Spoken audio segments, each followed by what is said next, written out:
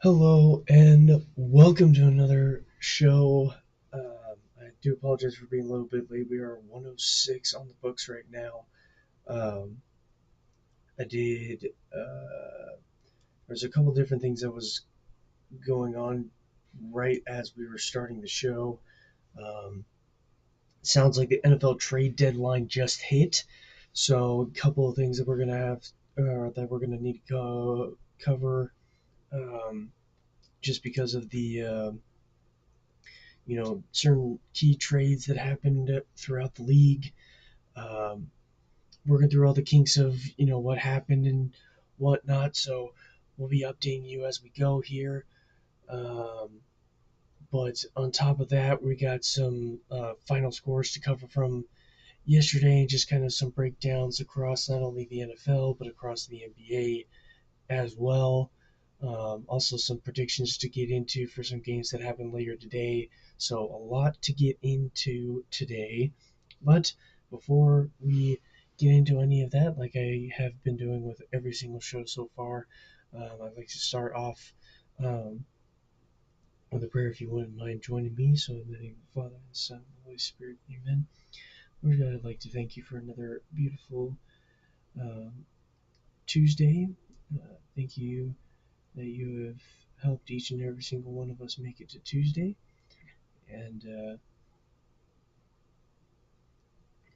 thank you for all the many gifts and the many blessings that you've given each and every single one of us. Um, Bless and guide our thoughts and our interactions with each and every single one of each other as we go throughout our day, as we go throughout the rest of this week. And um, bless our time with um, our families and friends and whatnot as we pray, Our Father, who art in heaven, hallowed be thy name. Thy kingdom come, thy will be done, on earth as it is in heaven. Give us this day our daily bread, and forgive us our trespasses, as we forgive those who trespass against us. And lead us not into temptation, but deliver us from evil. Amen. In the Father, and the Son, and the Holy Spirit. Alrighty. Thank you once again for joining me and all that, ladies and gentlemen. I really appreciate every single one of you. But we're going to get right into it. Um, as I'm going to just also kind of cover a recap of some of the predictions that I had, um, in terms of week 9 as a whole. So we'll get into that. I guess I'll kind of cover that real quick. Um, Welcome, welcome, welcome. Thank you so much for joining. What's up? What's up? Um, let me get into a different screen real quick, but really appreciate every single one of you guys in here. Um, but as it kind of stands right now, last week, if I remember my numbers correctly, I think it was 8-6 in terms of picks record coming out of week 9. Um, but for the season as a whole, I'm like 79 for 55 in terms of picks, so um, pretty good standing there. And then my scores record, I still have yet to get one score correct since week 1. So I think I need to um, get a little bit more. I mean, I have it. I had a couple of games that I was actually kind of close in terms of score wise. Um, the Rams and the Saints in particular, I think I was off by 1 point, in terms of how many points the Saints were going to score, but I was off by a touchdown, um, from the Rams. And then with Buffalo and Kansas City, I was off just by a little bit in terms of, um, I think the losing score, I was off by 6 points. So there's just a couple of scores here and there that I was pretty close, but no cigar. Gonna break down a little bit into the Cowboys and Cardinals game from yesterday. For those of you that watched it, this one was, I don't really know how to really put it because I saw the highlights, and It was kind of just a back and forth game for the most part. Obviously, Dak Prescott threw an interception, so that was one of the key um, differences in the game. Jacoby Brissett from the Cardinals ended up leading the way, 21 of 31 for 261 yards, 2 touchdowns with 5 sacks. Um, so a pretty solid outing from Jacoby Brissett, and this honestly just kind of surprised me, just because I didn't really think the Cardinals had been playing well. So I mean, I'm not really saying that this is a defining moment because the Cowboys are kind of it's kind of really hard to tell. Um,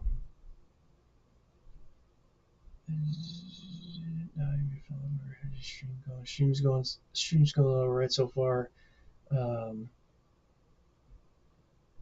for right now, I'm not going to really disclose any um, information in terms of exactly where I'm from, but um, yeah, I'm just gonna kind of leave it at that. Um, we'll just say the Pacific Northwest, um, to be precise. Yeah. Um, but anyhow, uh, 21 to 31.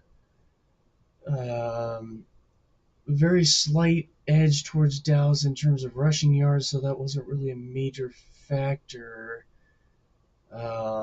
I guess Dallas just couldn't put points on the board because I mean they seemed to have play pretty even with the Cardinals all the way through. There were quite a few turnovers for the Dallas Cowboys that kind of also set the edge. Yeah, so it looks yeah. So 3 turnovers, that's your key difference in the game right there. I mean, third down efficiency wasn't great for Dallas either. Same with fourth down efficiency, but both teams didn't play so well in trying to go for it on fourth down. Um, you had a block punt for a touchdown. That's crazy. But I mean, end of the day, your difference maker is going to be those turnovers and a little bit of the time of possession. But I've also seen a couple of teams that, even this season alone, have had pretty successful games not having the ball as much. So um, I'm not going to say all games are decided by time of possession because that's not the case, but um, that kind of remains to be seen. If you have the ball the majority of the time, that means you're doing something right, I think, but certainly not the case with every single game. Um, but yeah, you got key contributors from the Arizona receiving core. You got Marvin Harrison Jr., who had 7 catches for 96 yards, 1 touchdown, so key contribution there. And then also Trey McBride had himself a little bit of some contribution as well with 5 receptions, 55 yards, and 1 touchdown. Um,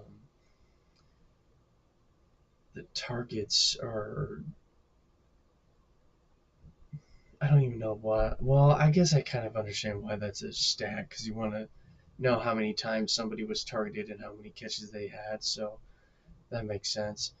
And then a key receiving or key wide receiver contribution from the Dallas Cowboys ended up being Ryan Flournoy. I don't know if that's how you say his last name, but hopefully that's all right. He had 2 receptions for 12 yards and a touchdown as well. Um, so yeah, key contribution. Um, I stream Monday through Friday. I try to keep the um, stream in terms of the time frame consistent. I have cut it a little bit early on a couple of days after I'm running through all this stuff that I want to run through. But 1 p.m. Pacific Standard Time to 3 p. to 3 p.m. Pacific Standard Time, and then 4 p.m. Eastern Time to 6 p.m. Eastern Time. Um, yeah, there's not really much else to talk about here. I did see highlights of this game, um, but yeah, I don't know. I'm kind of all over the place today because of trade deadline and other stuff like that. So I might be a little bit off today. Also, just because right before the stream I was having a little bit of a stomach ache. So I think I should still be fine, but we'll we'll see as the stream goes on if I need to step away for a little bit or not. Um, but we'll see. Uh, Kind of sticking with the NFL. Um, in terms of the NFL trade deadline and just as NFL in general, um, we got a couple of key trades to talk about. And it looks like Jalen Waddle and Bradley Chubb are basically staying put with the Miami Dolphins. Doesn't really look like they made any trades, and it looks like at the last minute, um, most recently, it looks like at about 18 minutes ago, the Saints have traded offensive lineman Trevor Penning to the Chargers. I don't know all the inside source of uh, what all was transpired. This is not giving me anything from today, like at all. Oh, and by the way, that tweet or the X post comes courtesy of Adam Schefter, who's basically the inside, um, like huge coverage coming from, um, basically the inside source of everything that's coming out news wise from the NFL and whatnot. So I should probably hit the follow on that guy. But anyhow, um, other key other key news: AJ Brown will not be traded by the deadline. CJ Gardner got traded to the Colt, or no, sorry, not CJ Gardner. Sauce Gardner got traded to the Colts, and Quinnen Williams got traded to the Cowboys. So those are some um, huge moves for the Cowboys, and the Colts adding Sauce Gardner. That's kind of huge for their defense, especially because there's not a lot of. Um, I won't be doing any games on this stream, unfortunately, or fortunately, depending on how you want to look at it. But appreciate you for hopping into the stream and um, saying hello. So thank you. Um, doesn't look like Jermaine Johnson was going to get traded. Um,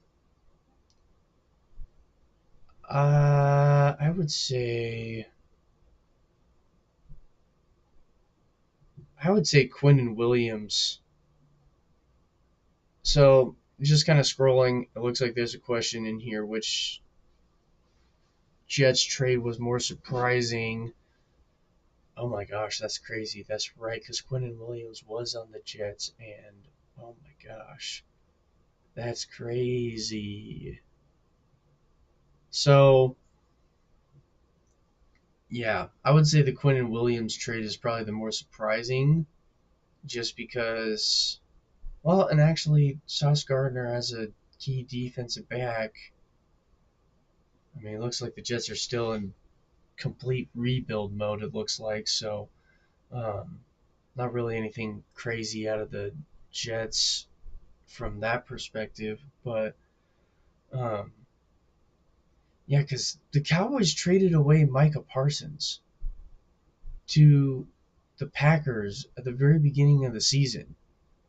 And so for them to trade for Quinnen Williams, I'm not entirely sure what the reason, what the Cowboys are doing and why they're doing what they're doing. It just seems odd. Um, and it looks like Rashid Shaheed is being traded from the New Orleans Saints to the Seattle Seahawks. So that's a huge addition, I think, in terms of what looks like young talent still. I think in terms of the wide receiver core, just because the wide receiver room for Seattle has been just a little bit banged up, even though Jackson Smith and Jigba has been kind of picking up the slack for certain guys being out. So I think that's kind of a key move that was made for Seattle. So that's a good move there. Jacoby Myers uh, has been moved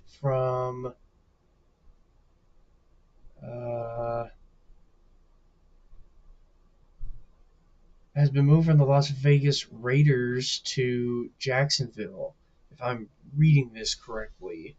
Um, yeah, so Jacoby Myers is now uh,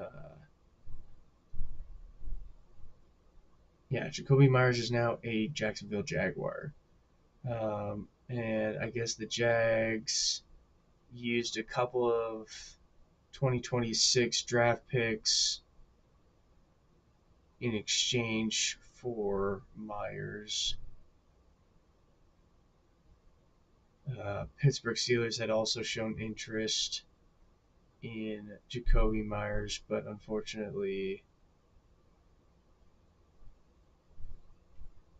um, unfortunately did not get Jacoby Myers, and he ended up going to the Jags. So with all of that, I think there's not really much else to cover. Welcome back. What's the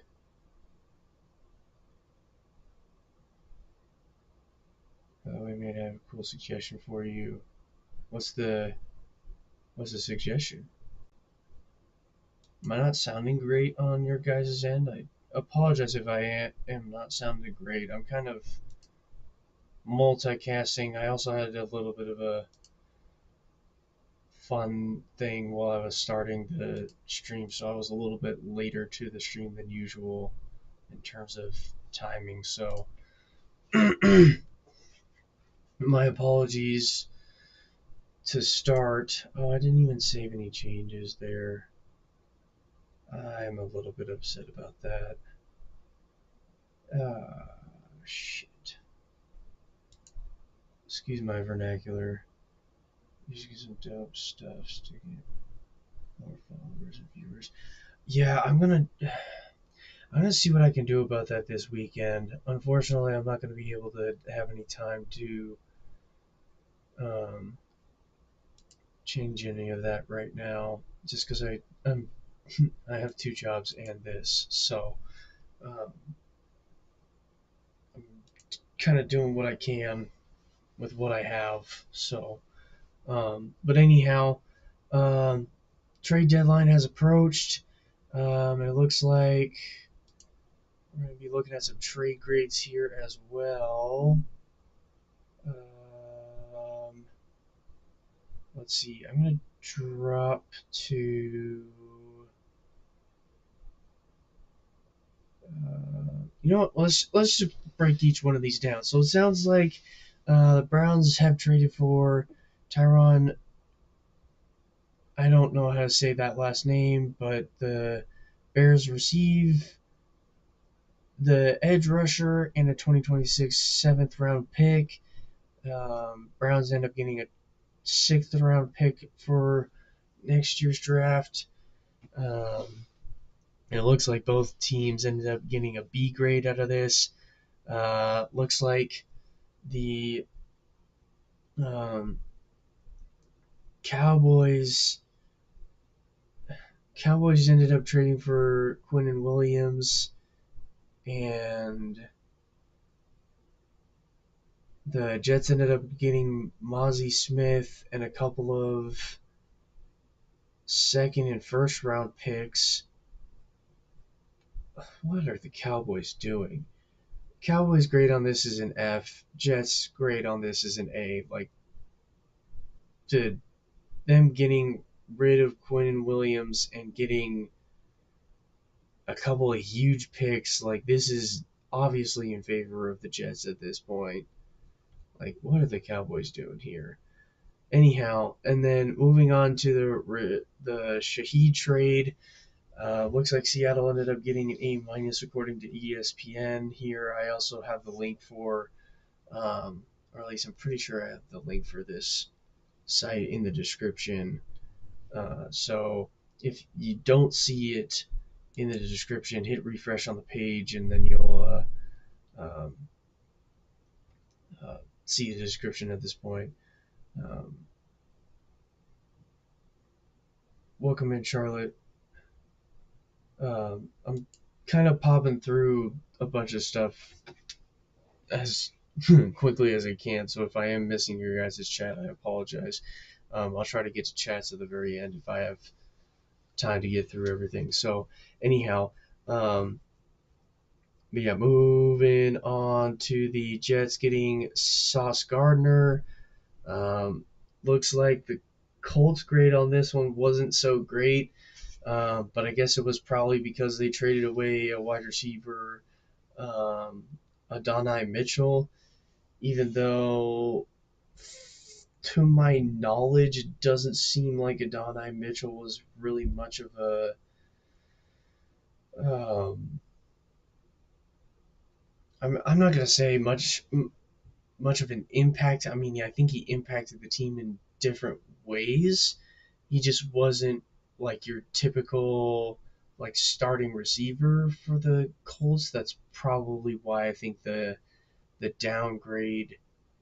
Well, I think a couple of first round picks for Garner might actually be what turned down the grade. I think is really what um, yeah, because the Jets are the Jets are getting a ton of first round picks coming out of these trades here. So I think the Jets are um, hopefully trying to get some big moves coming into the soon to be off season for the Jets here. And then obviously the Jacoby Myers trade. Jaguars end up receiving Jacoby Myers, and it looks like the Raiders end up getting a couple of picks for next year, one in the fourth round, one in the sixth round.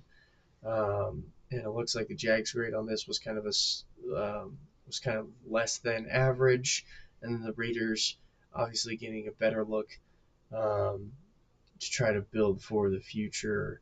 So there is that. And then any other ones that we really need to talk about? I think these weren't really news. Um, I mean, probably the best trade from the day, it looks like, is the Cowboys getting Logan Wilson from the Cincinnati Bengals. Um, and at least this was a better trade for the most part because of the other two trades that the Cowboys have been getting. They've been pretty low grade. Um, but it looks like the Cowboys might not have a lot of picks going into the 2026 draft. So, um, yeah, this is going to be interesting to see what happens here come the later portion of the season if these trades end up working out for the Cowboys. I don't know 100% sure that this is going to, totally work out for them, but this is, I mean, they did trade for three key, um, yeah, at least two key defensive players, and then one, I think it was an offensive tackle, if I remember correctly. No, because they ended up getting Quentin Williams, Logan Wilson. I thought there was a third guy that they traded for, or maybe they only made 2 trades. Yeah, I think they only made 2 trades for the defense, but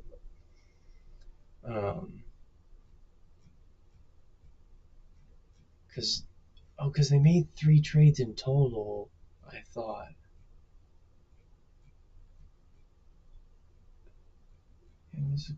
Oh, I guess it was only 2, and they just added 2 guys defensively. Oh, okay. So my mind was getting a little bit mixed up. So my apologies. Um, and then I guess outside of that, nothing real big to report. Other than the trade deadline is done, so that ends up being it to cover for the NFL for right now. I might do some top 5. Um, yeah, I think I'm going to be doing some top 5 predictions later on in the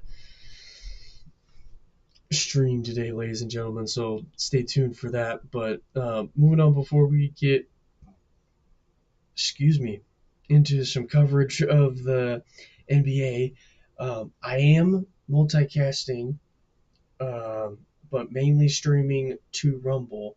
So if you're on Twitch, if you're on YouTube, if you're listening to the audio on Spotify, if you're watching on X, head on over to Rumble and download the Rumble app. It is your one-stop shop for not only myself but so many other um, big key streamers on YouTube. For example, Vince, you got Russell Brand, you got Tim Cash, you got myself, you got Louder with Crowder.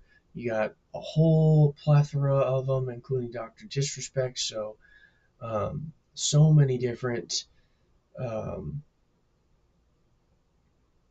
streamers and gamers and whatnot on Rumble. So head on over to there. Um, kind of really paying attention to. Um, Holy cow! What did I miss? Holy cow! What did I miss from Twitch? What the heck?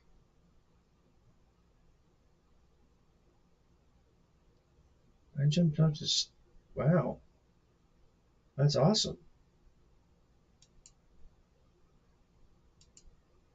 Yeah, yeah. I'm sorry. I've just been busy with myself lately, so I haven't been able to respond to you. So my bad. Anyhow, but yeah, Rumble, one-stop shop for not only myself but the rest of the crew that is already over there. Um, but yeah, getting into the NBA games from yesterday, looks like it was a close one that went down to the wire in Indiana. Um, and yeah, I think Indiana's on a little bit of an upswing from um, starting out the season kind of in a slump in terms of like a turnaround from the previous season where they went all the way into the NBA Finals. So it was a kind of a rough road for um, the Pacers to start, and they fall a little bit short in last night's game, but part of that was because Giannis Antetokounmpo uh, had himself a night after 32 minutes of play last night in Indiana. He ended the night with a double-double, 33 points, 13 boards, 5 assists, 2 steals, 14 of 21 from the field, 1 of 2 from 3, 4 of 9 from the charity stripe. So a huge night from Giannis in Indiana. And then next top scorer ended up being AJ Green, who ended the night after 29 minutes of play, had 13 points, 1 board, 3 assists, 4 of 8 from the field, 4 of 8 from 3, 1 of 2 from the charity stripe. So 50% across the board from AJ Green. And then top scorer coming off the bench ended up being Kyle Kuzma, who ended the night after 16 minutes of play, had 15 points, 5 boards, nothing in terms of the rest of the um, and wow, Giannis hit a game winner from the mid range to wow, that's insane to beat the Pacers. That's crazy. Um, but anyhow, uh, Kyle Kuzma's the rest of the stats for Kyle Kuzma. He ended up going 5 of 10 from the field, 1 of 3 from 3-point range, and 4 of 4 from the charity stripe. So key contributions from him, and it looks like the only starter that didn't go into double figures last night was Miles Turner. But other than that, still a huge night from the entire Buck squad. As we look into the Pacers stat line here, um, looks like Pascal Siakam ended up being the top scorer for the Pacers. And in the night after 38 minutes of play, with 32 points, 5 boards, 8 assists, 3 steals, 1 block, 11 of 24 from the field, 1 of 3 from 3-point land, and 9 of 12 from the charity stripe. So big night across the board from Pascal Siakam. And then right behind him, who also ended up having himself a night with a double-double after 29 minutes of play, was Isaiah Jackson, who ended the night with 21 points, 10 boards, 1 assist, 2 steals, 1 block, 8 of 12 from the field, 5 of 6 from the charity stripe. So a huge night from him as he notched up a double-double. And then not really much else to speak of. Only one player also falling short of double figures for the starting crew from the Pacers as well. Max McClung did not play as much. And Ben Shepherd did contribute in other ways, but didn't really produce point wise. But anyhow, it would look like it was all Milwaukee for the most part. They were only up by 3 getting into halftime. But for all intents and purposes, uh, final score in Indiana ends up being Milwaukee 117, Indiana Pacers 115, and the Bucks end up moving up to 5-2. Pacers falling a little bit short and flowing a little bit behind pace from the pace that they had from last year. They fall to 1-6 as the season is still kind of in its opening swings right now as we get into the start of November here. Moving on to another close game. I didn't entirely predict this, or if a lot of you guys remember from yesterday's stream, I think I kind of predicted a little bit about it.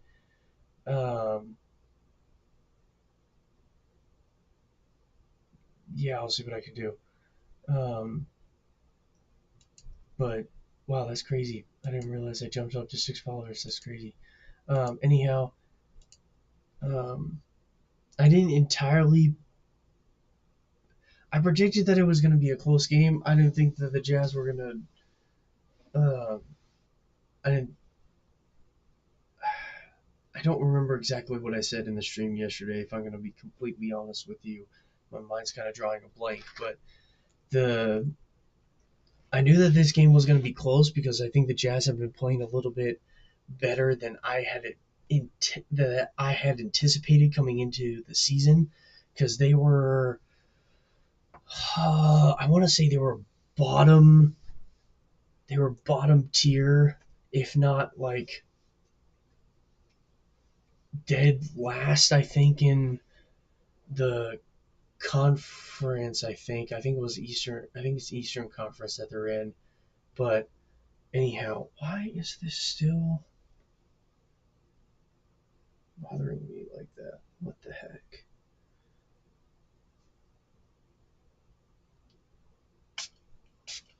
Sorry, my glasses are kind of bothering me in terms of what I'm seeing here. But um, what was I getting into? Oh, yes, the Celtics and the Jazz. Um, like I kind of said from yesterday, I think I was expecting that game to be close because the Jazz have been playing a lot better than what I had expected from, um, or than what I had anticipated coming into the season from last year. We're still recording good. Okay, so let's get into that again. Okay.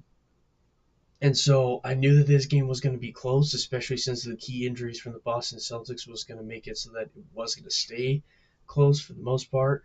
Um, but it looks like the Jazz end up pulling away with a win.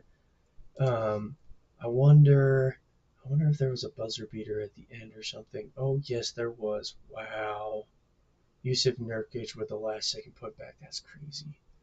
0.6 seconds remaining. That's insane. So not entirely a buzzer beater, but in a sense it was because not really enough time to inbound the ball and get a shot off. So um, wow, what a night from Yusuf Nurkic because he ended up with a double double too. That that shot ended up getting him the double double. That's crazy. Oh my gosh. Anyhow, um, but yeah, getting into a little bit more details in terms of the box score here, where you got top scorer from the Jazz ended up being Lauri Markkanen, winning the night with 20 points, 9 boards, 2 assists. Nothing for the defensive stat line, but was 7 of 17 from the field, 4 of 4 from the charity stripe. So a big night from Markkanen. And then also, as I was kind of stating earlier, or no, he wasn't the top scorer last night. Did I say that he was the top scorer? I stand corrected. It was Keontae George, and we'll get into his stat line here in a minute. But to to get into the, or excuse me, to get to Yusuf Nurkic real quick, he ended up with a double double after 31 minutes of play. Ended up with 11 points, 11 boards, 4 assists, 1 block. 5 of 12 from the field, so not a great accuracy night from him, but 1 of 2 from the charity stripe, so good. I guess a solid night from Yusuf Nurkic, especially since he notched up a double double. So that's a good night from him. And then like I was kind of saying earlier, top scorer from last night ended up being Keontae George, winning the night after 38 minutes of play with 31 points, 5 boards, 4 assists, 1 steal, and then 9 of 16 from the field, 2 of 5 from 3, 11 of 13 from the charity stripe. So a big night from Keontae George. And then top scorer coming off the bench from the Utah Jazz ended up being Kyle Filipowski, who ended the night after 19 minutes of play, had 13 points, 8 boards, 1 block. I have a feeling let me just continue with the rest of this real quick. 4 of 7 from the field, 2 of 3 from the 3-point land, and 3 of 5 from the charity stripe. So a big night from Filipowski, and I I don't really know if I'm saying his last name correct, so I apologize if I'm not saying it correctly, but if I'm gonna be straight, like I think I think Kyle's gonna eventually find his way into the starting lineup. I think at some point, if not this season, I'd be willing to bet for the Jazz in particular, he might make his way into the starting lineup next season for the Jazz. If not, they might like designate him as a designated sixth man or something because he's been making huge contributions for the Jazz over these past few games. Um, and then looking at the top players from are the top contributors from the Boston Celtics. You got Jaylen Brown, who ended the night after 38 minutes of play with 36 points, 2 boards, 4 assists, 2 steals, 13 of 28 from the field. Did not make a single shot from three, unfortunately, and then was 10 of 11 from the charity stripe. So even though he didn't make any shots from 3-point land, he still ended up contributing in other ways. So big night from Jaylen Brown, even though they fell short of 2 points against the Jazz. And then next key contributor was Payne Pritchard, who after 35 minutes of play ended the night with 18 points, 5 boards, 3 assists, 7 of 15 from the field, 4 of 11 from three. So key contribution to keep the Celtics in this game. And top scorer coming off the bench was Anthony Simmons, who ended the night after 26 minutes of play with 15 points, 1 board, 2 assists, 5 of 13 from the field, 2 of 8 from three, and 3 of 3 from the charity stripe. So a huge contribution coming off the bench from him. And even with key guys being out for the Boston Celtics, like no, Marcus Smart is on the uh, Marcus Smart is on the Lakers now. Uh, with Jason Tatum being out, huge game that was kind of a I'm not gonna say a must win because it's still early in the season, but you do want to kind of win as many games as possible. But Boston Celtics ended up falling short, 105-103 your final score in the TD Garden in Boston. Jazz move up to 3-4. Celtics move or fall down to 3-5. Um, and then the Celtics and the Jazz have a rest day today, so look to both of those teams potentially coming into tomorrow, playing a game. I don't know entirely the score or the lineup for tomorrow as of right now, but yeah, look to the Celtics to come back next game with a little bit of a vengeance, if you will. But moving on to another game that was, in my opinion, I figured it was going to be close just because of key players from both teams not being injured and healthy on the floor. Um, as you can kind of, or as you guys can see, for those of you on visual, for those of you on audio, I'm gonna just kind of break it down for you. For the losing Sacramento Kings, you got a couple of key contributors that ended up with double doubles last night. Um, Usual suspect Russell Westbrook um, ended the night after 37 minutes of play with 26 points, 12 boards, 6 assists, 2 steals, 10 of 17 from the field, 3 of 6 from three, and 3 of 3 from the charity stripe. So against his previous team, or against his most recent team, Russell Westbrook ended up having himself a pretty decent night in Denver. So that's a good show from him. Also, with 37 minutes of play was Domantas Sabonis, who also knotted up a double-double with 13 points, 17 boards, 5 assists, 1 steal, 5 of 10 from the field, and 3 of 4 from the charity stripe. Did not take a shot from three, so a huge night from him as well. All starters for the Sacramento Kings ended up in double figures.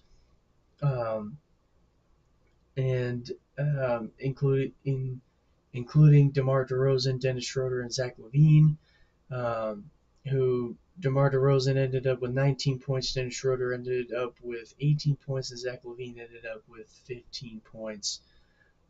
So a key night from all those guys. And then key guy coming off the bench from the Kings ended up being Keon Ellis, who, after 25 minutes of play, ended up with 15 points, 3 boards, and nothing across the rest of the stat line, but was 5 of 8 from the field, 5 of 8 from three, and did not get to the free throw line at all. So big key night from kind of across the board from the Sacramento Kings. Unfortunately, did not um, find a way to win. They ultimately ended up falling short. Um, so, and then kind of moving into the Denver Nuggets from Ball Arena.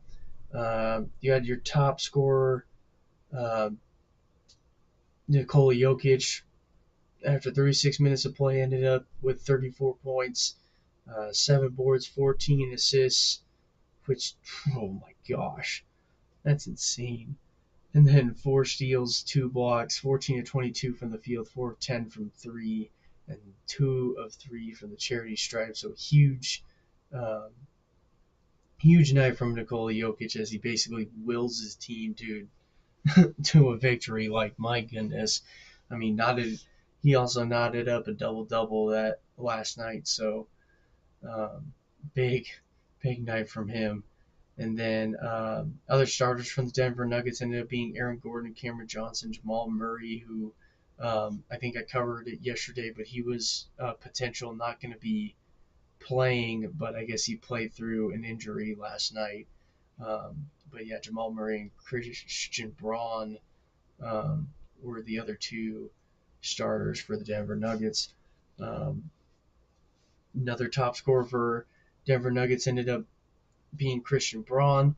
After 31 minutes of play, ended up with 21 points, 4 boards, 3 assists. Nothing for the defensive stat line, but was 7 of 10 from the field, 1 of 3 from three, and 6 of 9 from the charity stripe. So a um, huge night from him. And then um, also with 20 points was Aaron Gordon, who also ended the night with 7 boards, 1 assist, 1 steal, 6 of 11 from the field, 3 of 6 from three, and then 5 of 6 from the charity stripe. So a big night from him as well. And then top scorer coming off the bench from the Denver Nuggets ended up being Bruce Brown, who after 22 minutes of play ended the night with 13 points, 6 boards, 3 assists, and 5 of 10 from the field, 2 of 2 from three, and 1 of 1 from the charity stripe. So big night for Bruce Brown. As the Nuggets get the win at home in Ball Arena, 124-130 the final score in Denver. Denver moves up to 4-2 and stays pretty hot coming into the season, and Sacramento falls to 2-5 as they've been kind of, I mean, in my personal opinion, I think they've been playing well. They just haven't been able to, in crunch time, find ways to not up wins as they fall a little bit short of this last one as well. Um, and they kind of fall to 2-5 um, after last night. They don't play tonight, so I'd be willing to bet you they're probably going to try to, whoever their next opponent is. Jazz plays Detroit. They play the Warriors next. That's gonna be a huge. That's gonna be a huge matchup for them. But anyhow, um, moving into Lakers and Trailblazers from last night. Um,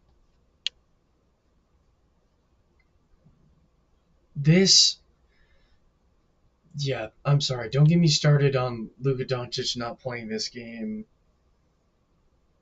Like, I mean, granted, it was the way that they worded it in the status that got me a little bit mad about it yesterday. Nothing against, if he actually has an injury to nurse, like, it's something that he's got to nurse. Don't get me wrong, but rest just to rest. That's a whole different ball game. But anyways, kind of was getting off topic. But anyhow, Lakers going into Portland. They were 5-2 coming into this game and looking to continue to stay on the winning end of things, and they ended up doing so even without Austin Reeves and Luka Doncic. Key contributors from last night from the Lakers ended up being DeAndre Ayton, who ended up with a double double.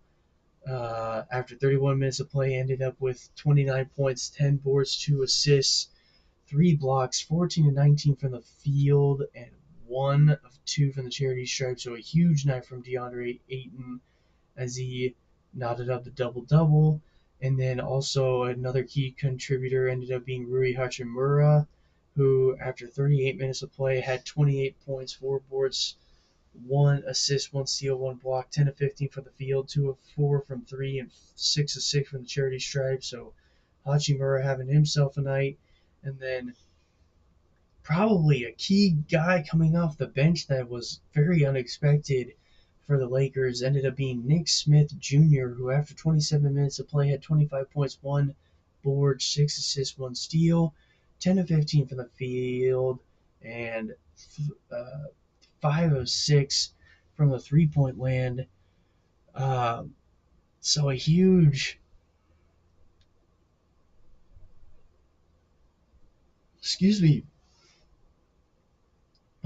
night coming off the bench from Nick Smith Jr. Might be making himself a case to potentially working himself into the 6-man spot uh, once in my personal opinion. I think their starters right now are Luka Doncic and Austin Reeves.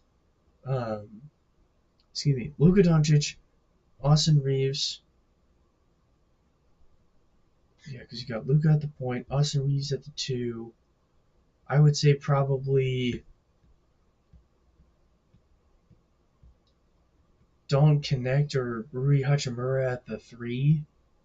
And then you got LeBron at the 4 and DeAndre Ayton at the 5. My at least that's my personal opinion. Once they get all their starters back come mid-November, because I guess LeBron's NBA debut is actually going to be coming up pretty fast here, I think. Um, but we'll see. Um, Anyhow, and then moving into some of the stat line from the Trailblazers last night, who've been playing a little bit better than I had expected coming into the season, but ultimately fell short in last night's game. Key contributors from the Trailblazers ended up being Denny Avdija, who after 36 minutes of play ended up with 33 points, 6 boards,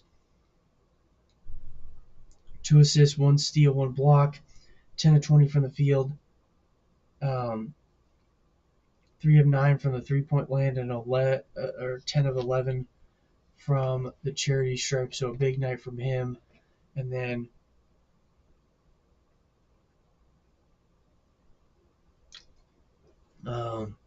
next top scorer also ended up being Shaden Sharp, who after 28 minutes of play, ended up with 23 points, 7 boards, 2 assists, 3 steals. Not 2 steals and 3 assists. It was two assists and 3 steals. 8 of 17 from the field, 1 of 7 from 3, 6 of 8 from the charity stripe. So a big night from Shane Sharp. And then key guy coming off the bench for the Trailblazers ended up being Jeremy Grant, who after 31 minutes of play ended up with 18 points, 3 boards, 4 assists, 2 steals, 6 of 10 from the field, 2 of 3 from 3-point land, and 4 of 7 from the free throw line or the charity stripe, however you want to put it. Yeah, and all in all, though, ultimately the Trailblazers ended up falling short as uh, Lakers moved to 6-2, and the Trailblazers fall to 4-3, 123-115, the final in Portland. Moving on to what was the later game And I think the last game to actually tip off last night was the Heat going into the Clippers. And boy, did Bam Adebayo not disappoint last night. He had himself a triple double, or no, double double. Excuse me, not a triple double. He had himself a double double. But he kind of led the way. I wonder. Yeah, let me kind of go back to the headlines here. I guess the Clippers must have had a chance to win it and missed on the shot to win the game. So ultimately, Clippers fall short by 1 point. But key contributors from the Heat as they take the win in LA. Bam Adebayo ended the night after 30 minutes of play with 25 points, 10 boards, 4 assists, 2 steals. 10 of 18 from the field, 2 of 4 from 3, 3 of 5 from the charity stripe. So a big night from him. And then also Norman Powell. After 28 minutes of play, ended the night with 21 points, 2 boards, 2 assists, 1 steal, 6 of 10 from the field, 2 of 3 from the 3-point range, and then 7 of 7 from the charity stripe. So another big night from Norman Powell as well. And then key guy coming off the bench from the Heat ended up being Kel'el Ware, who, after 18 minutes of play, ended up with 16 points, 5 boards, and then 2 blocks, 6 of 8 for the field, 2 of 2 from 3, and 2 of 2 from the charity stripe. So a big night from him. In terms of the contributions that he made, even though it may not jump out in the box score as like, oh my gosh, these big numbers from Kel'el Ware, um, he still made contributions coming off the bench, especially with how little amount of or not, with how much time he was in for, with what he contributed, is still a key contribution, especially since they ended up notching the win in LA, which winning on the road is never easy. Uh, I'm not saying I know that from experience, but because I don't, but even still, you know, kind of tough to do because the crowd is not on your side.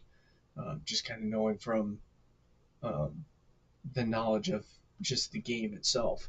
But anyways, moving into key contributors from the Clippers as they ended up falling short. James Harden ended the night after 39 minutes of play with 29 points, 7 boards, 8 assists, 1 steal, 8 of 15 from the field, 6 of 10 from 3, and 7 of 7 from the charity stripe. So a huge, huge night from him. He almost notched up a triple double, but just kind of fell short. And then Vince Zubac ended the night with 18 rebounds, so that's crazy. And then um, another top scorer for the Clippers ended up being Kawhi Leonard, who after 37 minutes of play ended up with 27 points, 4 boards, 4 assists, 4 steals, 2 blocks, 10 of 21 from the field, 2 of 8 from 3, and 5 of 5 from the free throw line. So big night from Kawhi Leonard. And then top guy coming off the bench for the Clippers um, ended up being John Collins, who after 25 minutes of play ended up with same amount of points as Bradley Beal and Derrick Jones with 12 points. But the rest of Collins' stat line ended up being 3 boards, 5 of 11 for the field, 2 of 3 from 3-point land, and nothing for the charity stripe, unfortunately for him. But um, almost every single starter in double figures for the Clippers. Um, Almost the same for the Heat as well, but they had a couple of guys on the bench that were in double figures, so that kind of picked up the slack for that. And then Any other stat line that I need to really cover? I don't really think so. But the Heat move up to 4-3. Clippers fall to 3-3. As the final score in LA ends up being 120 to 119 in the Intuit Dome. And then I guess before we move on to kind of the previews from later today, I think some of them are going to be tipping off roughly around the time that I'm going to be getting off stream, if not roughly about a half an hour to an hour or so after I cut off the stream. If you guys are on any of the other platforms, if you're on Twitch, if you're on YouTube, if you're on X, I am multicasting from Rumble. So if you guys are on any of the other platforms other than Rumble, head on over to Rumble, search up the Luke Boyd Show, and you'll find me there. Um, but Rumble is your one-stop shop. You can download it on anywhere. You can download the app on your phone, your tablet, your smart TV, just any device. You can basically stream it from anywhere. And yeah, Rumble is your one-stop shop not only for myself, but for so many other big-name commentators and streamers and gamers like Dr. Disrespect. You got Steven Crowder. You got Tim Cast and Tim Pool, and Vince and Russell Brand. So, um, so many big names um, coming from that lineup as well. Um, but yeah, Rumble. Some people say that YouTube is dead. I believe it. The only reason why I'm just doing a multicast to YouTube. So don't really think that this is anything too crazy. It's not, but you know, we'll see what happens from here. Um, really appreciate every single one of you guys. Also, if you haven't already, if you're watching this, don't go ahead and go down into the section, hit that follow button or hit that subscribe button if you're on YouTube. But anywhere else, go ahead and hit that follow button so that you can get notified of when I am live. But I am live streaming this one Monday through Friday, 1 p.m. to 3 p.m. Pacific Standard Time, 4 p.m. to 6 p.m. Eastern Standard Time. I'm still trying to get that whole spiel dialed in, and I almost got it. I almost got it right on the nose. So we're getting close. But yeah, key games coming into later today in the NBA ends up being Atlanta and ends up being the Atlanta Hawks hosting the Orlando Magic. Both teams come into this game 3-4. It's a key conference matchup. With the way that both of these teams have been playing right now, I'm not going to say that both both teams are really in a position to make the playoffs as of yet, but come later in the season, look to this matchup to be a really key matchup come later in the season as a potential. Okay, not only are both of these teams going to be making playoffs, but this might be like a playoff matchup series come April of next year. But as we kind of look into potential starters coming into tonight as this game airs on NBC and Peacock. We're going to be looking at the away Orlando Magic lineup here, and it looks like not a lot of injuries for the Magic, so that's good news coming out of Orlando. You got Jalen Suggs at the point, you got Desmond Bain at the 2, Franz Wagner at the 3, Paulo Banchero at the 4, Wendell Carter Jr. at the 5. So that's your potential, if not your actual, starting lineup for the Magic. As we get into potential starting lineup for the Atlanta Hawks, as they're hosting this game, it looks like also not a lot of injuries from the Hawks, although Trae Young is out for this game, so that might sway what actually happens in this game a little bit. But it looks like the starters for coming into tonight's game is going to be Nikhil Alexander Walker at the point. You got Dyson Daniels at the 2. Zakari, I don't know how to say that last name. I'm sorry. You got Zakari at the 3, Jalen Johnson at the 4, and Kristaps Porzingis at the 5. So um, once again, not a lot of injuries from the starters from both teams coming into tonight, but it looks like with Trae Young being out, this might. I would say this. I would say it's not entirely improbable, um, but it looks like Mortiz Wagner is out for the Magic. But even still, I think with Trae Young being out for the Atlanta Hawks, I think this might be a little bit more in favor of the Magic. That's not from today. That was from yesterday. Let's look at my predictions from today. So I kind of thought that this was going to be a little bit more. Yeah, I don't really think the Pelicans are going to win today. They just have not been playing well, but we'll see. But yeah, if anything, I think this one might be my incorrect pick for today if Orlando beats Atlanta, and I kind of think that they probably will, just because Trae Young's kind of a key element to Atlanta and has been a key element to Atlanta for like the past decade. So, um, but who knows? We might find out tomorrow that some key starters or that some of the key starters from tonight's game end up being, guys that we end up talking about in tomorrow's stream in terms of guys who were key contributors. So we'll see. But it's going to be in State Farm Arena in Atlanta, Georgia. And this one's going to be the matchup to watch, I think, or at least one of the matchups to watch later tonight,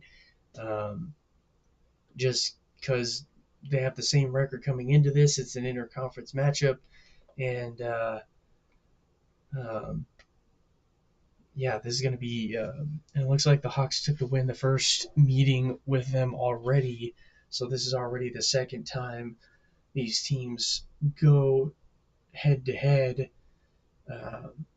So look to this one to be kind of close all the way through, especially since the Hawks kind of took one in Orlando the last time they faced each other. So this one's going to tip off at 5 p.m. I believe it's Pacific Standard Time and 8 p.m. Eastern Standard Time. Um, so, and then moving on to another key game tonight because both of these teams also have the same record, but it's going to be not on any of the the big name brand uh I guess televised studios, if you will. um but in my personal opinion, the Chicago Bulls are starting off a lot hotter than I think this predictor is projecting for. Because also the 76ers also come into this game also 5-1. So this game is going to be in the United Center in Chicago. Potential starters for both of these teams, as I kind of I'm kind of just doing this on the fly here. Looks like potentially Kobe White's going to be out, so that means that probably Kevin Huerter is going to be the start at the 2. You got Josh Giddey at the point, Isaac Okoro at the 3, Matas Buzelis at the 4, and Nikola Vucevic at the 5. So that's your potential starting lineup for the Chicago Bulls coming into this game as they host the 76ers, who their starting lineup potentially coming into this game, I would say, is probably going to be Tyrese Maxey at the point, VJ Edgecombe at the 2, Kelly Oubre Jr. at the 3, Adam Bona at the 4, either Adam Bona or Justin Edwards at the 4, and then Joel Embiid at the 5. Um, VJ Edgecombe, I think, is, as far as I'm aware, he's been having himself a start to the season, I think. Um, and isn't he a rookie? Is he a rookie? Yeah, he's a rookie. Uh, no, go back. I want to. What the heck? Can I. Here, go back. And then. Yeah, I mean, he's been a key contributor to um, the way that they've been winning. I mean, granted, um, their only loss so far was to Boston. Um, so I mean, they've been winning. Um, yeah, they've just been winning games so far this season. Outside of that one against Boston, which was an NBA Cup group play. Um, so what was I gonna say? I'm kind of blanking right now. But anyhow, yeah, he's been balling out for the 76ers, even though the stat line doesn't really show. He's at least posting double figures in at least the last 5 games. So, um, and kind of making contributions in other ways, even though he might not be notching up double doubles.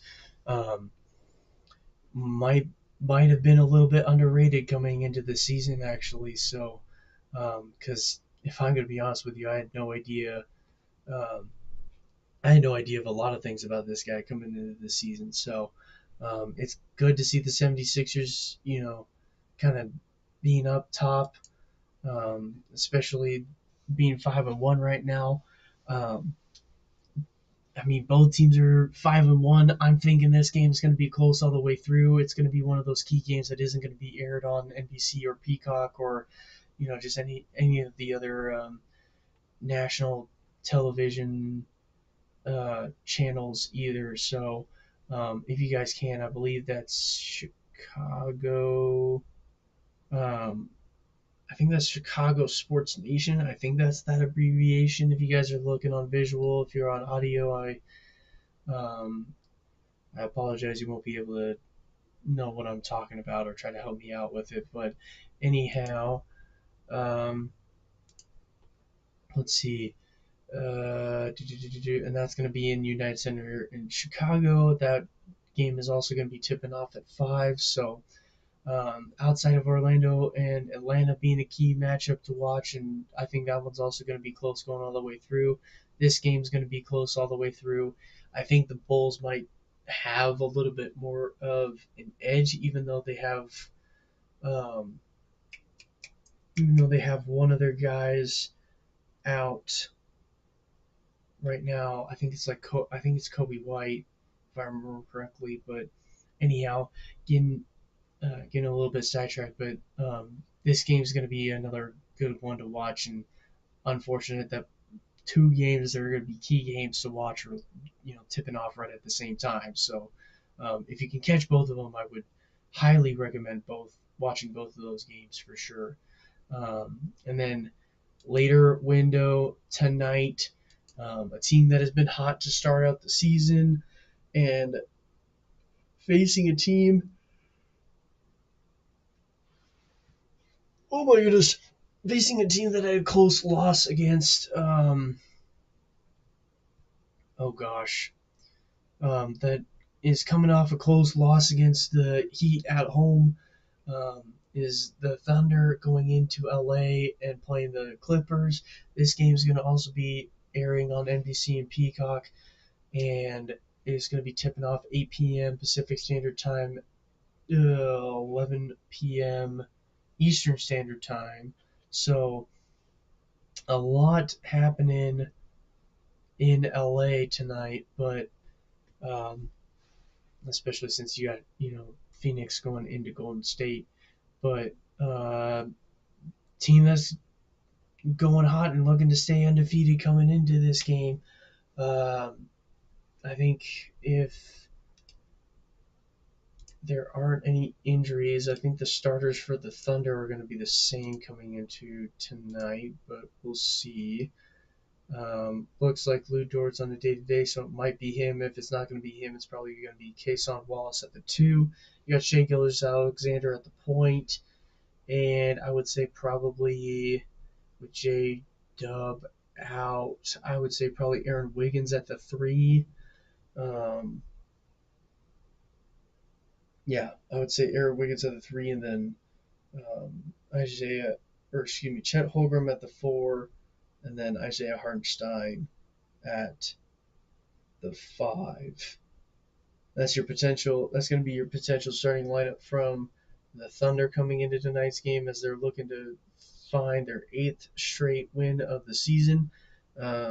Looking over to the Clippers as they're going to be hosting the Thunder. It looks like you got Bradley Beal and Kawhi Leonard who have been listed as out for this game tonight. But your starters, I would say potentially is going to be James Harden, obviously at the point. You got uh, Bogdan Bogdanovic at the 2, Nicholas Batum at the 3, Derrick Jones Jr. at the 4, and Ivica Zubac at the 5. And so I think even with all of that, yeah, I think even with all of that information, I think I would say the Thunder obviously have an edge coming into this game. Am I going to completely count out the Clippers in terms of who is going to win this game or not? No. Um, but especially if, um, especially if they stay hot like they've been starting hot all season, being 7-0 and have yet to lose a game. Um, Look to Shea Gilgeous-Alexander to be kind of leading the way. And we'll probably be talking about him a little bit tomorrow, especially if, you know, he is, looking like he's going to have another MVP caliber like season, kind of like how he did last year. But yeah, this is going to be in the Intuit Dome in Inglewood, California. But kind of like I was saying earlier, um, this game is going to be tipping off at 8 p.m. Pacific Standard Time, 11 p.m. Eastern Standard Time, and Thunder looking to notch their 8th win of the season and stay undefeated, and the only undefeated team as far as I'm aware. Hang on one second. Make sure that I got this correct. And I think that I do. And they are the only team to be unbeaten, basically coming into week 3 of the NBA season. Um, yeah. So I think that is going to do it from the main list that I was talking about. Um, that's awesome.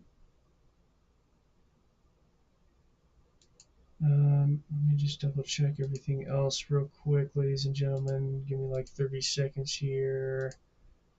Um, Sorry. Let's see here. Let's go top 5 list.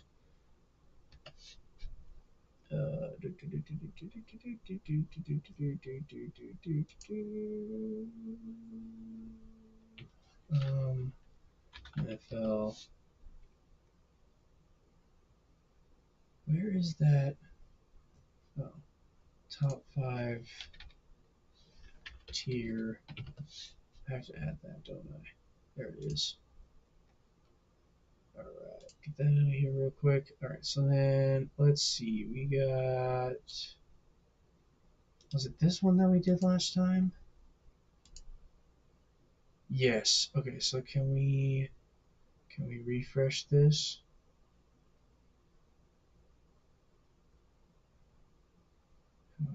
refresh this. Oh, you know what? Let's see how much of this has changed actually from last week into this week. So we're gonna do that, but before we do that, let's actually, since we're still on the topic of NBA, let's get into this real quick. Let's go. I think it's this one. Yes. So we'll see how much this has changed week to week, but as you can kind of see from what I was already doing from last week, um, the top five from last week that I had um, was the Thunder, the Spurs, the Bulls, the Sixers, and the Nuggets. Um, we'll see what happens tonight in terms of how much that is going to shift around. But let me just look at the rest of the standings real quick and see how much of that has changed. It looks like the Nuggets have kind of fallen down a little bit in terms of their positioning. Um, but if I'm going to be honest, I think it's a very close race between, in terms of who's number five, between the Nuggets, the Bucks.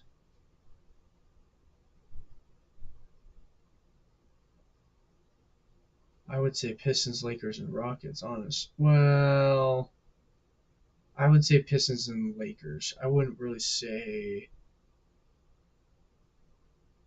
say the Rockets as much. I don't think they've. I mean, they're 4-2. Don't get me wrong. Lakers and Pistons. So let's see.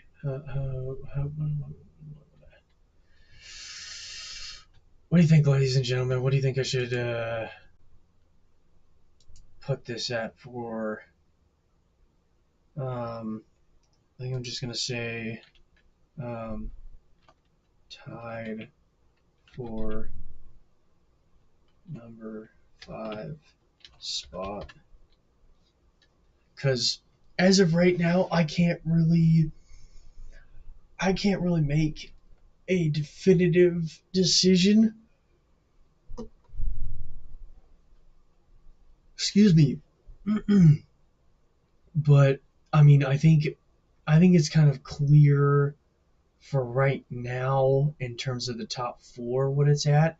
We'll see what happens if this ends up being, flip flopped in terms of the 76ers and the Chicago Bulls. But I think with how both of these teams are playing, even if one of these teams loses tonight, I don't think it's going to be a huge drop for them in terms of where they stand ranking wise. But I would. I, the one case that I am really having a hard time making for the Lakers right now is just how injury prone they are to start. Granted, this might change come in the later stages of the season, but just with how the start is going for them and with the contributions that have still been being made, even though their certain stars haven't been making the plays that they've been making, um, it's a hard it's hard not to pick the Lakers, especially with their injuries across the board and them still winning games. But um, I would say this one is going to be kind of a tough one to, I guess, a tough pill to swallow, if you will, um, just because they haven't been um, they haven't been as healthy to start the season. I I still kind of think that the Nuggets are still at five. Maybe that's just a little bit of bias towards how good their starters are because of how healthy that their entire team has also been to start the season as well. even though they fell short in a couple of games, they're still, you know, um, they're still staying healthy and finding ways to win. So um, I would want to make a strong case for them, obviously, but I think I could also make the same strong case for the Pistons as well.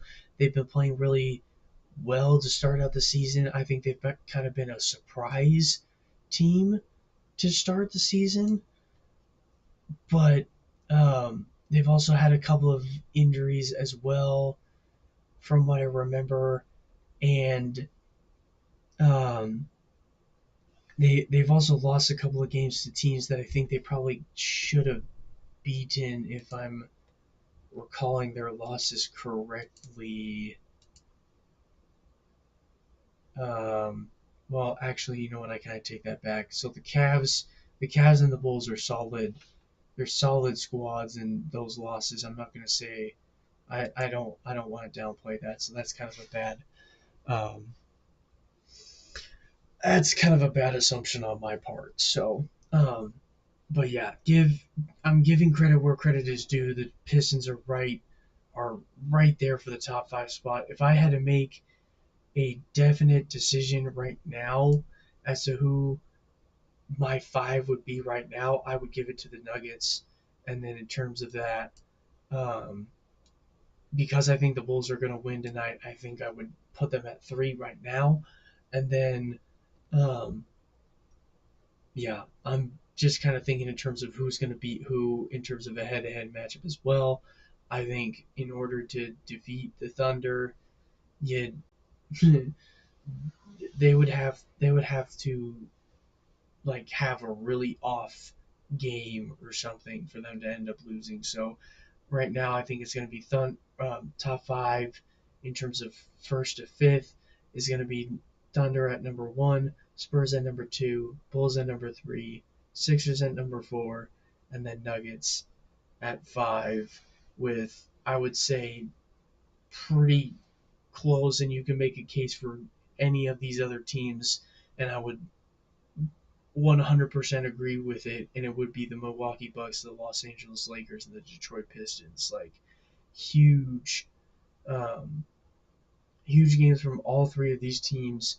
Big contributions from all their key stars, regardless of injuries from all of these teams. You know, um, but yeah, I would say at number five and tied for five would be all four of those teams for sure. Um, But yeah, let's see. Let's actually see how much my bottom five has changed. I really don't think the Sacramento Kings have been playing as bad as I think that this has been projecting. Um, let's see. Um, it looks like the Suns are out of the bottom five. My goodness. Suns, you are out of the bottom five. Um, I will say as well, in terms of the bottom five, okay, so we still got Pacers and Wizards. So I would say, oh, the Pelicans are? No, no, the Pelicans stay down. Um, oh, that means I only need to really pick one team as my bottom five, or as part of the bottom five. And that would pretty much have to be between the Sacramento Kings and the Dallas Mavericks. Of those two teams, let's see. Sacramento Kings and Dallas Mavericks. Of these two right now, oh, this is a tough one. Mainly because you got key injuries from both teams. Um, I mean, you got good. I'd be willing to bet that because you got better starters coming out of. I mean, I wouldn't even just say better starters. I would just say better all around contribution from the entire squad of Sacramento. I would say that Sacramento would end up beating Dallas in a head-to-head uh, matchup, even though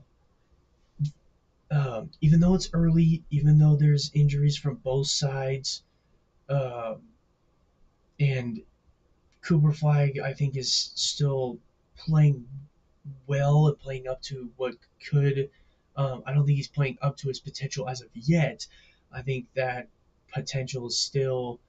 Um, I think there's still some growth with that. So, uh, with that also being said, I think um, I'm losing my train of thought, but I think in terms of a head, if they were to go head to head today with who they have, regardless of injuries and stuff like that, I think Sacramento takes the win.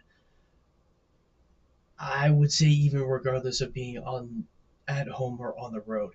I think there obviously is going to be like a little bit of an edge to whoever's going to be home, but um, at the end of the day, in terms of a head-to-head matchup, I would say that both of these teams Um, it would be a good matchup for sure, but I think the Kings have a little bit of an edge um, on the Mavericks if they were to play in a head-to-head uh, game today. Um, and yeah, that's going to be the top five and the bottom five.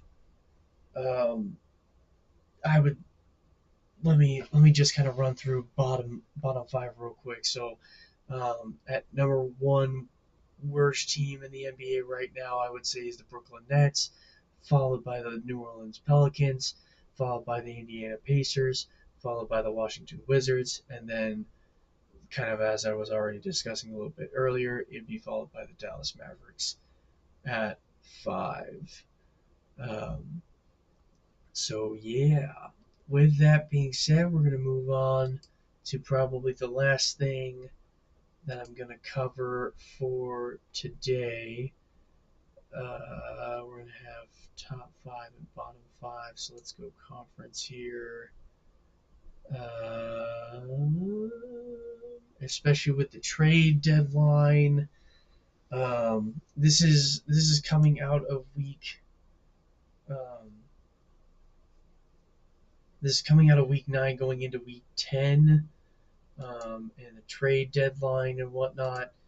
Let's just get rid of that real quick. This way I'm not distracted. Let's see. So we got 3 teams up top there. We got 3. I think you can make a strong case for 3, maybe even 4 teams. Excuse me, for the NFC. But we're gonna clear out our top 5 real quick, just because there were some key games that I was really upset with in terms of the final score from this past weekend. Let me go to um, let me go to the scores tab real quick, because especially with the Packers losing to the Panthers, that one I was not very thrilled about, and then also the Colts losing to the Steelers, that one was not um, one that I was too happy about, because I'm kind of pulling.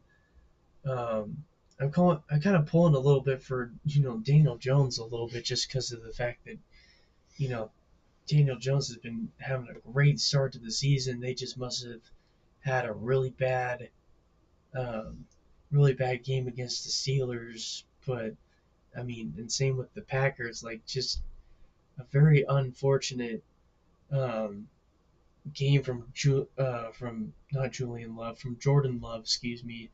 Um, when the Packers kind of fallen short. So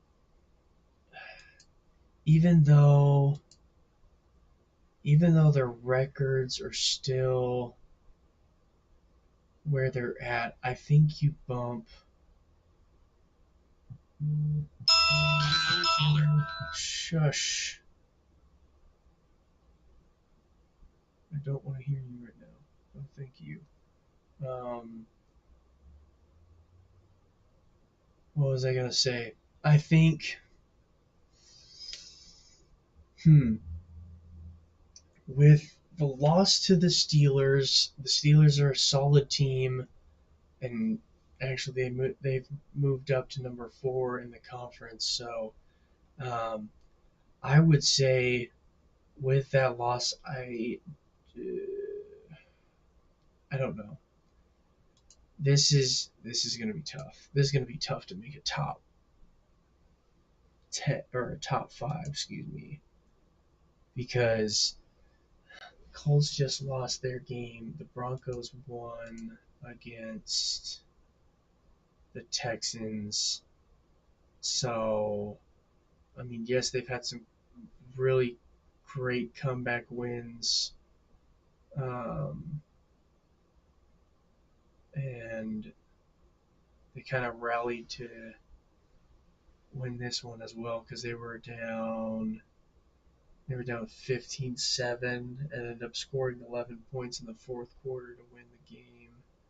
So if this is tough, I don't want to pull the trigger too hard on the Colts, but I think I'm gonna drop them. I think I'm gonna drop them down to 3 this week, and I think that might be a little bit harsh. It might be a little bit harsh, but I think it's necessary. No, no, it isn't. No, it isn't. I still have faith in them. I'm gonna drop them to 2. I'm gonna drop them to 2 just because. Um, and I think the top 3 teams of the AFC are the top 3 teams in the league. Yeah, and I think the other 2 that we're going to talk about in terms of. Ooh, actually, do I try to put Seattle in this conversation? They're also 6-2, so yes, I would put Seattle in this conversation. Green Bay down here. Not, I mean, this order is not really in any particular order, so don't um, take this with a grain of salt, there, ladies and gentlemen. If you're watching on visual, if you're on audio, try to find me on Rumble, and you can look on the um, replay here and see what I'm talking about. But I would. This might also be just a little bit of. Oh, in terms of a head-to-head matchup between all of these teams, I think all 3, the Colts, the Broncos, and the Patriots, still have yet to have a bye. So it's gonna be a tough. It's gonna be a tough sell to try to set an edge one way or the other. But I think if we were to put a top 5 together,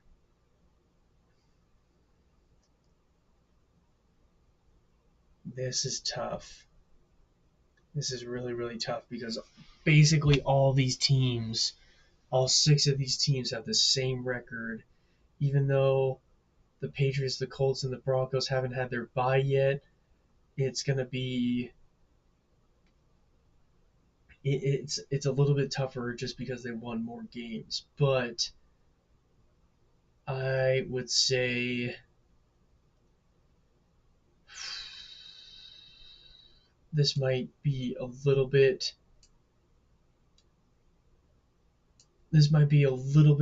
biased, but I would put, yeah, I think I'm going to stick with that for right now. I would say Buccaneers are a close five, close six. Like they're like um, one play, one win away from being that number five seed, in my opinion, in terms of the top five teams coming into or coming out of week nine, going into week 10 um, for the Bucks. But if I were to make a top five right now, at number one, I would have the New England Patriots because Drake May's just been balling out for the Patriots all season. Only two losses, 7-2 is their record right now. They're staying hot in their division, and Patriots at number one. Number two, I have the Indianapolis Colts. Even though they lost to the Steelers, I still think that Daniel Jones has been playing very, very well so far. Just kind of had a one-off game against a very stout defense in the Pittsburgh Steelers. Um, I'm not going to discredit the Pittsburgh Steelers by any short of the imagination, but I would say, yeah, I would put the Colts at number two. Number three, I would put the Denver Broncos. They've also been balling out in terms of a head-to-head matchup. I don't think that they would beat the Colts or the Patriots, but time will only tell because I think some of these teams will actually play against each other later on in the season, so that might end up swaying where they stand um, in these top five rankings later on in the season. So this is after week 9 now, not after week 8. Um, and then I would put the Philadelphia Eagles at number 4 because um, what else is there to really say? I mean, you got AJ Brown, who I guess was potentially expected to be traded before the trade deadline, but that didn't happen for Philly. But you got Saquon Barkley still playing very well. You got Jalen Hurts also playing well. Maybe not as flashy numbers for both of those players as we were seeing from last season, but still very solid numbers. They're still notching wins against very good teams. But I would put Philadelphia Eagles at number 4. And then Seattle Seahawks, man. This is kind of a little bit my personal opinion is a little bit of a bias towards the Seattle Seahawks. I think it still is going to be remains to be seen. I like Sam Darnold at quarterback. I like what Jackson Smith and Jay Buzz doing at wide receiver. Like he's been playing well, especially with Cooper Kupp out last weekend as they went on the road to absolutely dominate the Commanders in Washington D.C. Like it was a huge game for Seattle that um, I don't know. I think certain things on social media um, kind of got proven wrong in this last game. So um, we'll see what happens moving forward. But um, I think we might be talking a lot about Seattle for the rest of the season. Um, but that also might be me talking about, in my personal opinion, my favorite team biases. Um, but we'll see. And then, yeah, so that's my top five. You got the Patriots at 1, Colts at 2, Broncos at 3, Eagles at 4, and then you got the Seahawks at 5, with the Bucks being a close 6. Um, this is like maybe one or two plays, maybe one or two games away from um, being a top, um, being in the top 5. Um, Moving on to our bottom 5 real quick. We're starting to run out of time, so um, I do apologize. I don't think I'll be getting to chat today. Um, but anyhow, I think I was kind of answering chat as I was going as well, so that's fine. Um, we're looking at our bottom 5 teams here. I mean, obviously, we're gonna. I think I'm gonna keep my bottom five. Um, yeah, I think I'm gonna keep my bottom three the same. Jets at one, Saints at two, Titans at three. At 4 and 5, though, Cardinals, I think, after being the Cowboys, have knocked themselves out of the bottom five. So that's good news for the Cardinals. Um, but it looks like, with that in mind, I don't think the Dolphins are out of the bottom five.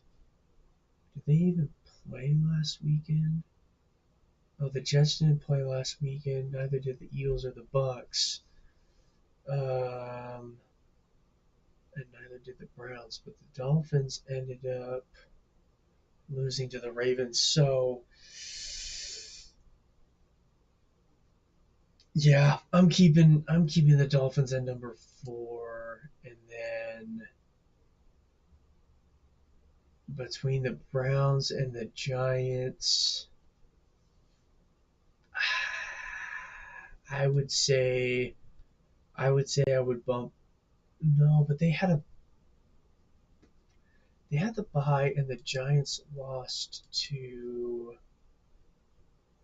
the 49ers. So I would bump the Giants down to five.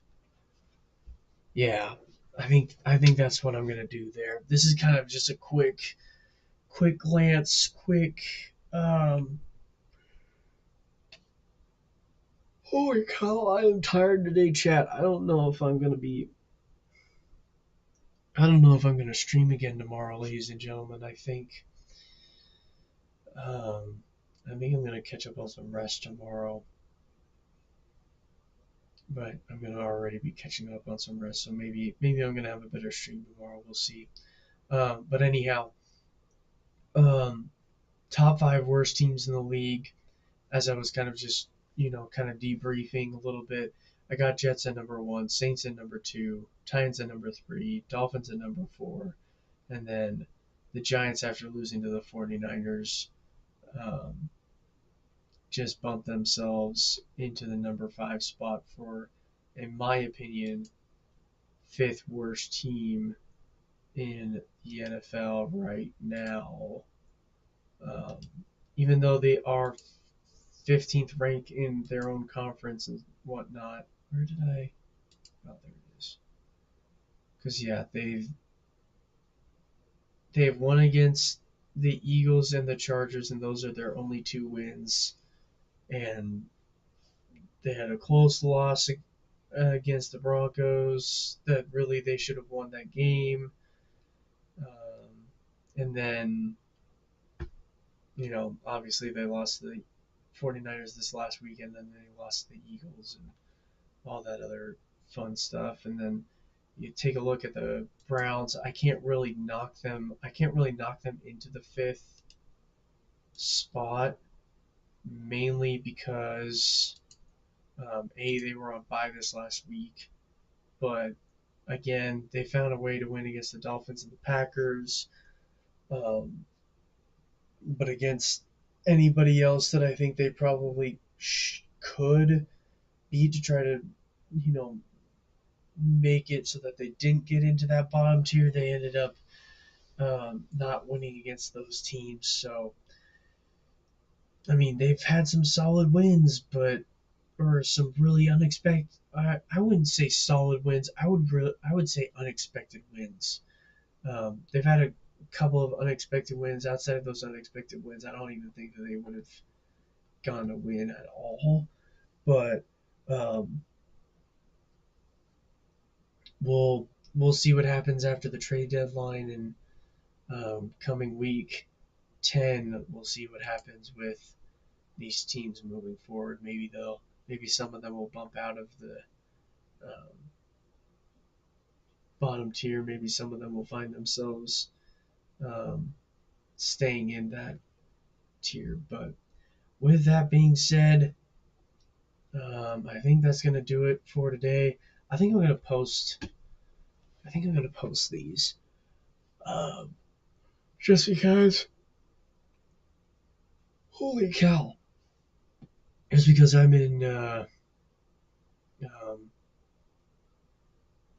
well, maybe I'll do that at a different time when I can make some better animations and stuff like that. But anyhow, um, I am going to be cutting it off. Really appreciate those of you guys that have been. Before we go, I got one thing that I'm just going to kind of. Um, I'm going to finish. I'm going to finish this off in a prayer if you guys wouldn't mind, but also I'm going to finish up with a little bit of a spiel to finish it out. So um, if you guys wouldn't mind joining me in the name of the Father, Son, Holy Spirit, Amen. Lord God, once again, I thank you for another wonderful day. Thank you for allowing me the opportunity to um, do this in front of my audience. Um, I would like to ask that you bless and guide each and every single one of them that are in the audience watching today. Guide their thoughts, guide their actions, guide their interactions with everyone that they meet, and them to um, have help them be the best versions of themselves each and every single day. Um, and also, I like to ask for the intercession of the Blessed Virgin Mary as each and every single person goes throughout their day. As we pray, Hail Mary, full of grace, the Lord is with thee. Blessed art thou among women, and blessed is the fruit of thy womb, Jesus. Holy Mary, Mother of God, pray for us sinners, now and at the hour of our death. Amen. In the name of the Father, the Son, and the Holy Spirit. Amen. Really appreciate every single one of you guys for watching. If you aren't on Rumble already, if you're on Twitch, if you're on X, if you're on YouTube, head on over to Rumble. You can not only head on over to Rumble on a website, but you can also download it on your phone, your tablet, your smart devices, or anything like that. And look up the Luke Boyd Show. You can follow me there. Follow me on all the platforms that you're already on already. That way you can get notified of when I'm live. That way you don't miss a second of what I will be covering and what I'll be doing during the lives. So outside of that, um, thank you so much, every single one of you guys, for watching, and thank you so much for all the follows and those of you that have subscribed.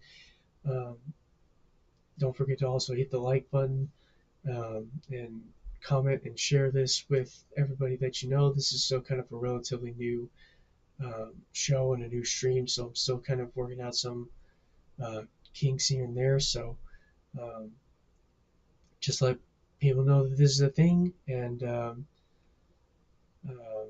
yeah, that's going to be it for today. I will see you guys all tomorrow. Thank you so much for joining me. It is the Luke Boyd Show signing off for tonight. You guys have a great rest of your day. I will see you all. If not tomorrow, I will see you guys on Thursday. But I should be I should be on tomorrow, but um, we'll see how much rest I get over the rest of the night. So, anyways, you guys have a great rest of your day. I will see you guys potentially tomorrow. Have a great rest of your day.